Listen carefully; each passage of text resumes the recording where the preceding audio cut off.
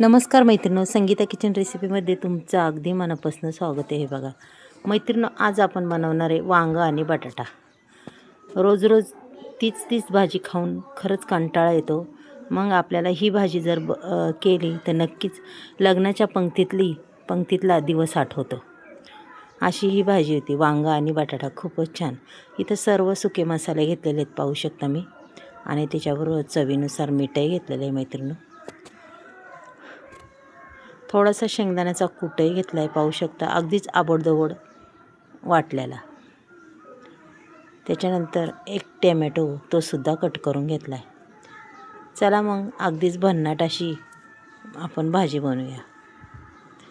कढईमध्ये तेल टाकून घ्यायचे. कढई जरा तापली, जास्तही कडक तेल नाही तापून द्यायचं की लगेच आपल्याला जिरी मोहरी टाकून द्यायची. पहा, जास्त तेल कडक झालं की जिरी मोहरी जळूसुद्धा शकते.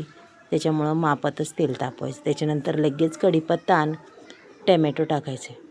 दोन्ही अगदी चांगलं मस्तपैकी परतायचे. पहा,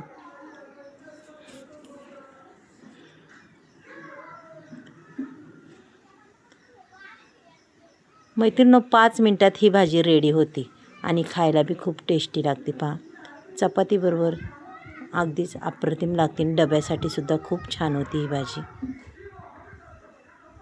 पहा मैत्रिणींनो, वांगा आणि बटाटा अगदीच मस्त धुवून घेतलेला आहे. आता लगेच ते टाकून द्यायचं ना, असं हलवायचे. पहा, रंग बी खूप छान दिसतो. आणि खरंच ही भाजी आठवली की आपल्याला लग्नाची पंगत, यात्रा, अशा इतर कार्यक्रम आठवतात.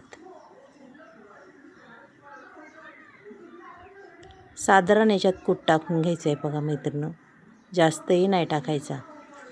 आणि पुन्हा भाजी आपली एकत्र करायची.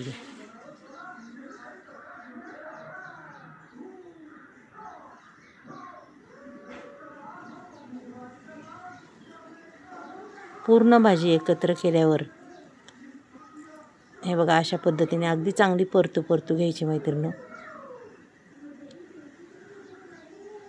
त्याच्यानंतर आपल्याला उगाच थोडंसं पाण्याचा शिपका मारायचा आहे, जास्तही नाही मारायचा, की वाफ्यावर आपली ही भाजी अगदीच तयार झाली पाहिजे. चला आता आपण त्याच्यावर झाकण ठेवूया. 2 मिनटं झाकण ठेवून पुन्हा आपली भाजी चेक करायची की आपली भाजी कशी झाली. अगदीच मस्त असं तेल सुटलेलं आहे, पाहू शकता मैत्रिणींनो. आणि भाजीचा रंग बी खूप छान दिसतोय. पहा मैत्रिणींनो, पुन्हा 2 मिनिटांनी आपण त्याच्यावर झाकण ठेवूया. पुन्हा एक वाफ काढून घ्यायची आपल्याला भाजीची, की आपली भाजी अगदीच रेडी होणार आहे मैत्रिणींनो.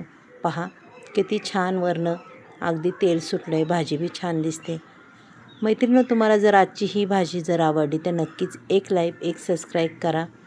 आणि अक्षरशः मऊसूत असा बटाटा झालेला आहे, पाहू शकता. अजूनही थोडीशी वाटतं, आपण झाकण ठेवूया. थोडी बाकी आहे. आणि पुन्हा एकदा पाहूया. पहा, छान भाजी तयार झालेली आहे मैत्रिणींनो, पाहू शकता तुम्ही. पहा, मस्तपैकी वांगं शिजले आणि बटाटासुद्धा शिजलेला आहे आपला. ही वांग्या बटाट्याची भाजी तुम्हाला जर आवडली तर नक्कीच मला सांगा. चला आता ही भाजी आपण काढून घेऊया. हे बघा, मस्त चमचमीत अगदी कलरबाज अशी ही भाजी झालेली आहे, पाहू शकता तुम्ही. अगदी 4 माणसं खाऊन ही भाजी पुरून उरण.